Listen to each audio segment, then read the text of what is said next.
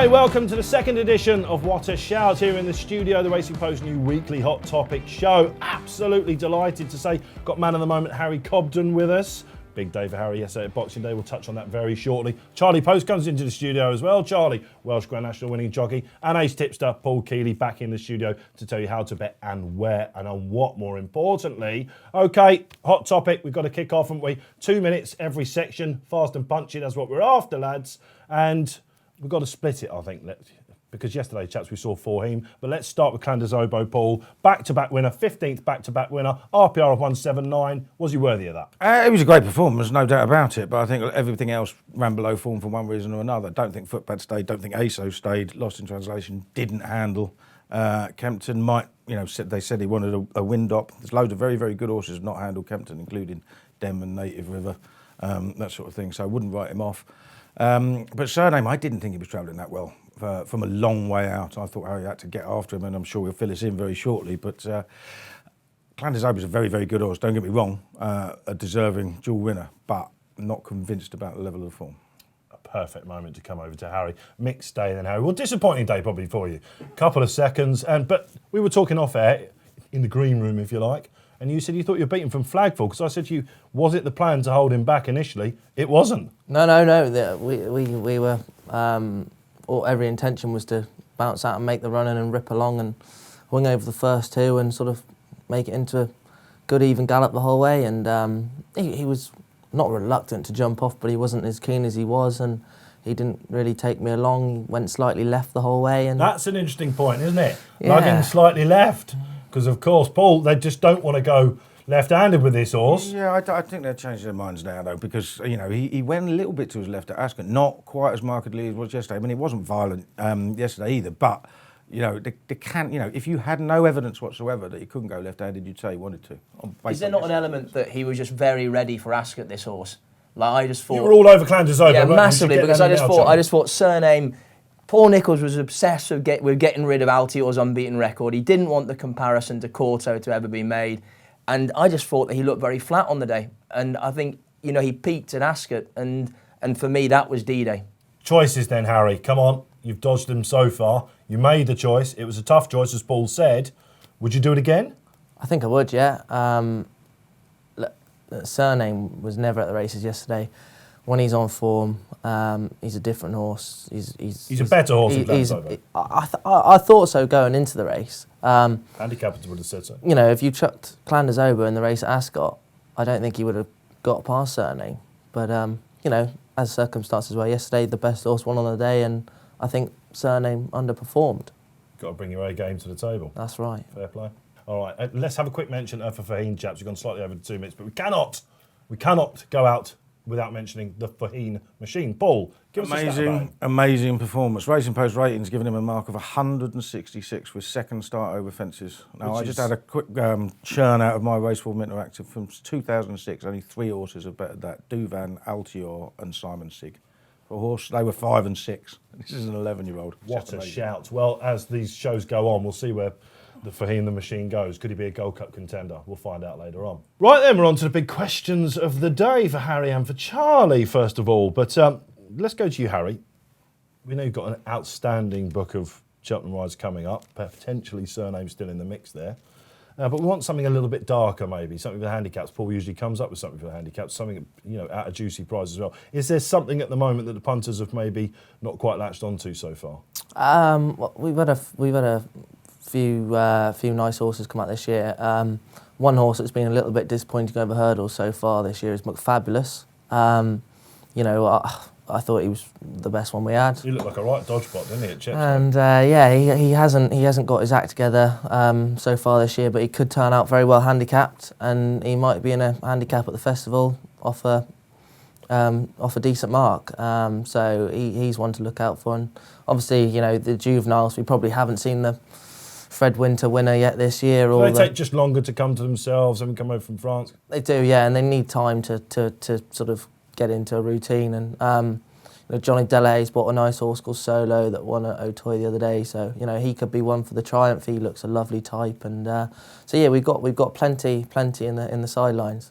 Perfecto. I was just looking at you then, Paul, because Fabulous, a horse that maybe, top bump horse, hasn't quite gone I liked him last season. Handicap. Horses came to him last season. I mean, he went away, didn't he? He looked like he had a right good attitude on him, and he's actually going to have to up his game to get into a race at the moment, isn't he? Like, you know what I mean? Because he's just been so disappointing. But maybe it'll turn. You don't know. Like a 130. Yeah, Ooh. yeah. I mean, is there not an element that sometimes they just take a bit of time to warm to jump in and what? I think it's very easy. You can't really write a horse off after 2 You runs. can never write them off. Horses, horses going from hurdles to fences.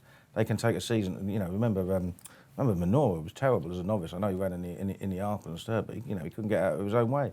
And then he went and won a loads. What's Up Boys years ago for Philip Hobbs couldn't jump to save his life to start with, but ended up finishing second in the Grand National. So, we're got to give him time. Yeah.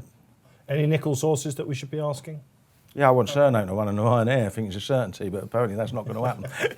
Well, don't rule that out whatsoever, because look, if he's lugging left, you said, Paul, off air, just we were coming in. Last time he ran, left-handed was Aintree as a novice, wasn't that far off form? Yeah, it wasn't a mile off form. He was below form, but then a lot of horses are below form at, Aintree in the spring after having had a longish season. So, I wouldn't have any worries about him going left-handed at all myself. There you go, Ryanair, get on. Right, let's get to the question over to Charlie then. Well, it's Welsh National Day, is when we're recording this show. An absolute slogfest. You won it in 2011 with Le Beau Bye. Highlight of your career? Yeah, definitely. First big winner as well, so it was a special day for me. What does it take to win the race? It takes a lot of guts and courage from the horse. Like you say, they have to stay very well. But it's a funny thing, especially with the old start. They need to have a bit of early toe as well. Like you don't often see them coming from miles back, and you need speed to get out the gate and hold a sensible position early on before then staying incredibly well. What's your view, Harry, of the race going a little bit longer? I think it's extra furlong, isn't it? Yeah, I think it's good. With the old start, you're running straight into a left-hand bend. There's some banter down at the start, wasn't there? There was a bit of carnage, and it's like WrestleMania down at the start. But it's like as in everyone wants to be somewhere. I was a big fan of that. Exactly, everyone wants to be sort of very handy near the inner, don't they? And it's so everyone's galloping all over each other. Like you say, there's no fence to break it all up initially, and as Harry said, you're going 150 yards to like a hairpin left-hand bend. So. It is very, very messy, and this will help a lot. So in future years coming, do you reckon that people will now be looking more? Well, I can now lug in and tuck in and come from behind just because they've got that little bit of run to sort themselves out. It's a really good question. It possibly will, and I certainly think it will make people a little bit more sensible at the start. Do you not think? I think so, but at the same time, it's a handicap, not a grader race, and you know yourself, Charlie. A grader race, they go a good gallop the whole way. Whereas a handicap, there's plenty. If you hit the front and you're in front, you can dictate it. Right, yep. And that's a good point. And often in these long distance races, because by nature they're also a little bit slow, for some reason that means that you go faster early, doesn't it? As in it, like they're all strong stayers. Everyone wants that handy pitch, so it's so important to get out the gate, jump well, get into rhythm, and go from there, isn't it? At the start of the day with the Welsh National, are you thinking it's all about this big slogfest? You've got 2 mile handicap chases. Are you preparing yourself any different? I don't think so. I'm sure for Harry and that, he's thinking about riding in the Grade 1 juvenile hurdle some years and stuff like that. There's plenty of other big races, isn't there? I'd be trying to win the ones before it, because the Welsh Nationals are stab in the dark and a bit of luck. So we all need a bit of luck in life. Let's move on. First of the big races we're going to look at then, the Frank Ward Memorial over 3 miles, Ireland's top stayers. And Paul, this has got a bit of an open look about it, hasn't it? Bacardi's has beaten Applejade. Applejade got a decent record around Leopardstown because she bounced back. Penhill in the race. Superstar horse himself. Where are you looking here? It's become a lot harder now. Benny's out, isn't it? Because she was a red hot favourite. But I would say, Bacardi's going to be favourite, and probably the right favourite. I would have beaten Applejade. Now I don't think that is such a big deal this season as it would have been last season. I mean, she's just not the mare she was for whatever reason. One thing that interests me is that a lot of Willie Mullins horses, when they've run first time out this season, a lot of them have run well below form and then they bounced right back. So I wouldn't be surprised if Penhill runs well at a price. It was only 2.5 mile in the Hatton's Grace. It's not far enough for him. He's got a load of miles on the clock though, so he does need to bounce back. But it's not a race I'm going to bet in. But if I was going to take on Bacardi's, it might be with Penhill. Ground might be a bit more in his favour as well. Harry, you're a big Bacardi's fan. I am definitely, yeah.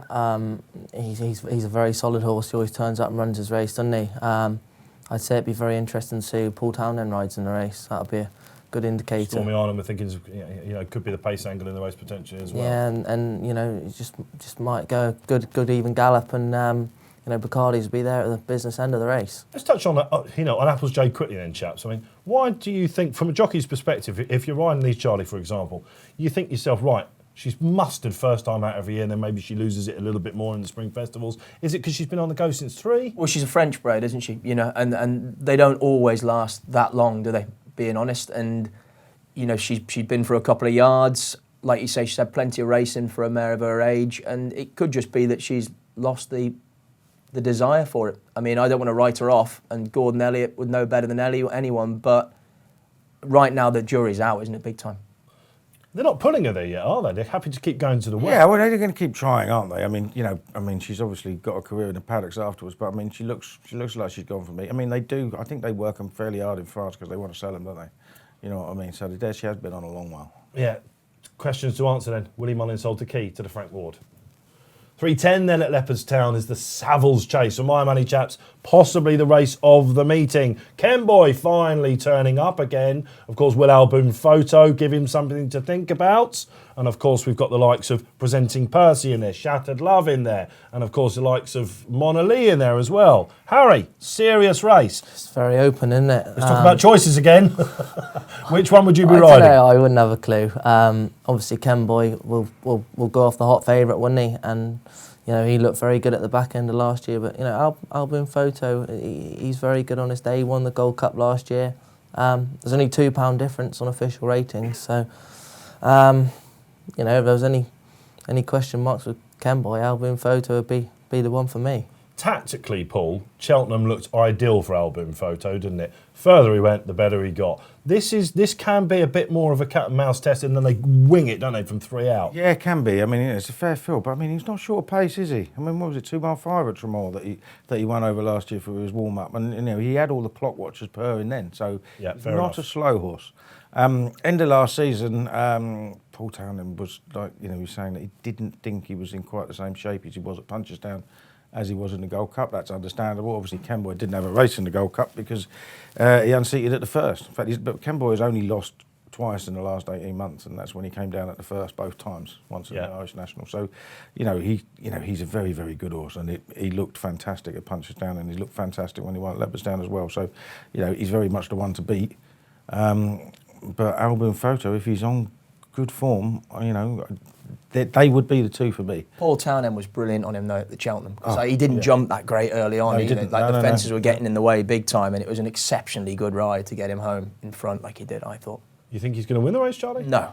I like presenting. Plenty of other horses, I like presenting Percy. I thought it was a super run over 2.5 the last day, and with the extra trip now and everything like that, and a run under his belt, I think he's the one they've all got to beat, and he'd be the one I'd want to ride.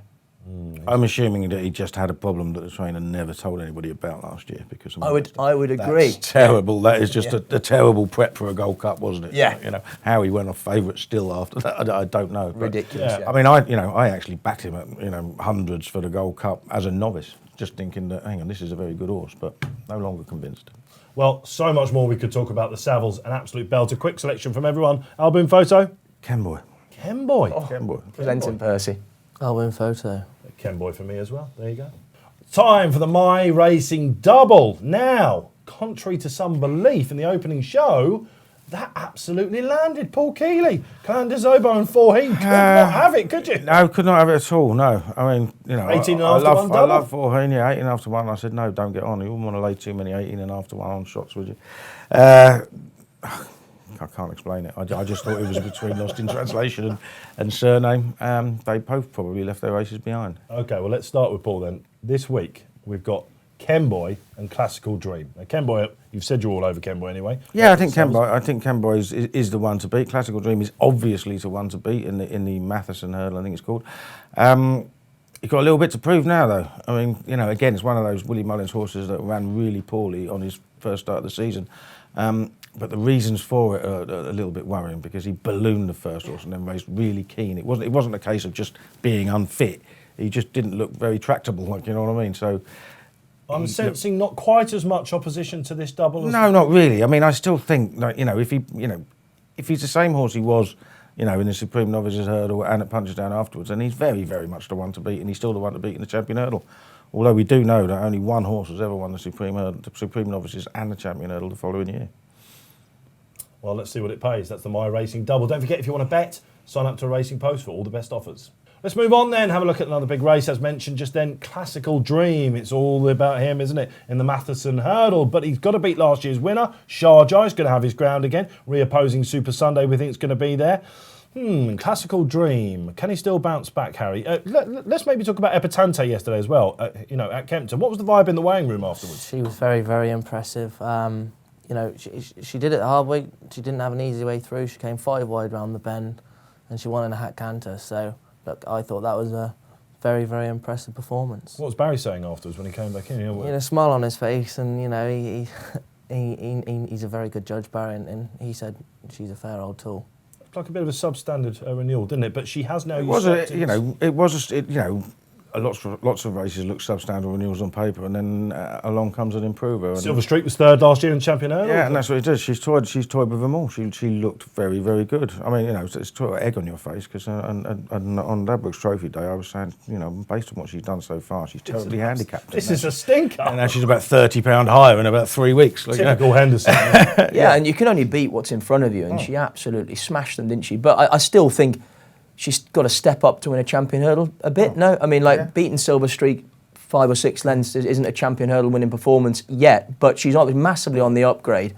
And in an open year, she does rate a contender. It's in any normal year, it's not good enough. It's not good enough in a normal year, but it doesn't look a normal year, does it? How many stars do you want? Absolutely. We need some emerging. Could Classical Dream still be it? Ruby Walsh a couple of weeks ago said, do not give up on this chap. Paul, tomorrow we're expecting this chap to win. I mean, like I said, if he comes back to what he was like in the Supreme, which was deeply impressive, as he was at Punchestown, then he's very much the horse to beat. He has a little bit to prove now because of what happened first time out. And Sharjah's no mug. Now, I did see that they were calling it now soft and heavy in places on the hurdles course, which doesn't help Sharjah. No. But he's no mug at all. He's got a bit of a turn of foot when he's ready, but he was below par same day as well. Classical Dream won at the meeting last year as a novice. Expecting him to go in tomorrow? I am, yeah. He'll win tomorrow. 2 fresh the last day. He'll win tomorrow. Paul, not sure? I'm not. I think he'll probably win, but it wouldn't surprise me if he didn't. OK, Classical Dream, it's over to you. Now, before we move on to the naps, let's look at some anti-post action. Perhaps not a winner at the Cheltenham Festival, but a horse to follow up to Cheltenham. That's what the punters out there might like. Something that might rack up a sequence or will get his head in front. Harry, have you got something for us? I quite like a horse that won at Ascot the other day called Grenadine. He pulled like a train from 1.5 miles and heavy ground and stay going. I think it was a very good performance. Is that first time up over fences? First time over fences, and he's got loads of boot, and he could be something for maybe a grand annual or something like that. That's exactly what we want. Charlie? I'm just setting that one up for the festival. I like presenting Percy for the Gold Cup. I think he's 12 to 1 or something like that at the moment. I think after this weekend, if he gets a clear run physically and there's no mystery around what's going on, I think he could be the one they've all got to beat come the day. Punter's horse. Paul? Novice chaser, no idea where he's going to go, but Bapalm, good hurdler. Finally clicked, didn't it? Really jumped really, really well last time. I mean, obviously, again, another Mullins horse that was really poor first time out, but second time out, he jumped really, really well. Trip's an interesting thing with him, high level over hurdles, yeah. So, yeah, I mean, where could he go? I mean, you don't know. It's a case of juggling them around, isn't it? 3 ones to follow then, up to the festival. Nearly coming to an end then of this week's What a Shout, and it's the time we've all been waiting for. Nap time in the studio. Let's go down the panel, starting with Harry Cobden. A winner, please, over the next couple of days. I think Enrilo's got a good chance in the shallow hurdle. He's obviously got £6 to find with Time Hill on official ratings, but he's a progressive horse. He's got the wetter the better for him, and he's a good battler. So I think he's got a good shout. Very interesting race that's going to be. Charlie Post. You could ride both. Who would you ride?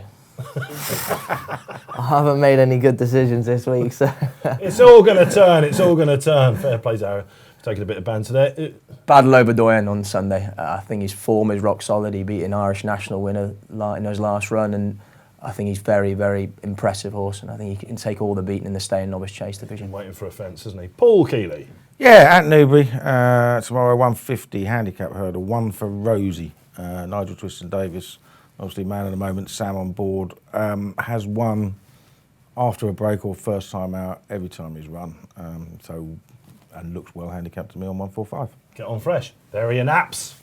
Well, just before we wrap up each week, we like to get a big call from each of the panellists.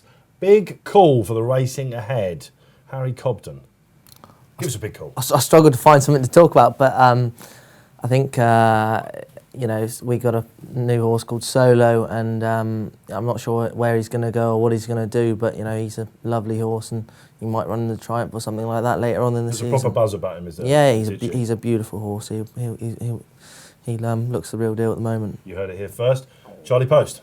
Classical dream to hopefully bring some definition to the champion hurdle market by winning impressively this weekend and rating himself as the #1 contender. It's like it's shaping up a bit now, that champion hurdle, doesn't it? Paul Kealy. Surname will win the Ryanair. I just need to persuade connections to run in it. Not going that well at the moment, but I'm going to keep trying. Something you've done successfully, unsuccessfully in the past. Well, if you're listening, Johnny Delahaye and Paul Nicholls, surname. Let's go left-handed again. Just before we finally sign off then for the week on this What a Shout glory, let's have a 2020 prediction from each of the panellists. Paul Kealy, come to you. Euro 2020? Start with me. Euro 2020. England will, like they did in the World Cup, get people really, really excited, and then they'll run into a good team and get absolutely battered in the quarters or semis because they got no defence. No way. You can't have that. No, I think it's going to be the year we're going to bring it home, aren't we? Football's coming home, not a chance. I tell you, I saw Harry Maguire play at Watford the other day. He was a stinker. 80 million, my goodness gracious me. Talking of which, my prediction for 2020, all you Hornets fans out there, we will be staying up. Watford are going to stay up. Nigel Pearson's in there. Harry Cobden, Fury versus Wilder. Give us a prediction. Tyson Fury all day. Fury all the way to Gypsy King to knock him out this time. And Charlie Poste. I'm going to go for Coventry to get promoted back to the Championship, but I am a dreamer, so. Absolutely. Big away support when they came down to Watford as well. Were you there? I wasn't, unfortunately, no. You've not invited me down. Armchair fan. That'll happen next time if we ever play each other. Unlikely scenario. There are your calls for 2020. Well, that's it then for a bumper second edition of What a Shout. I hope you enjoyed it. Harry Cobden, Charlie Poste, Paul Kealy, fantastic insight there for you. As promised, the biggest names here. Don't forget to get your comments in for the panel below, or indeed go to Twitter, #WhatAShout. Also download the app via the App Store or indeed Play Store indeed. Well, so much to talk about next week. We're going to have a new co-host with me in the studio. What can possibly go wrong? We'll keep that on tenterhooks for you. And a big name from the world of boxing as well. Cross Appeal, we promised it to you. It's coming. From me, Dave Orton, have a great new year, 2020. It could be a bit special. And remember, if you're having a flutter, do it responsibly.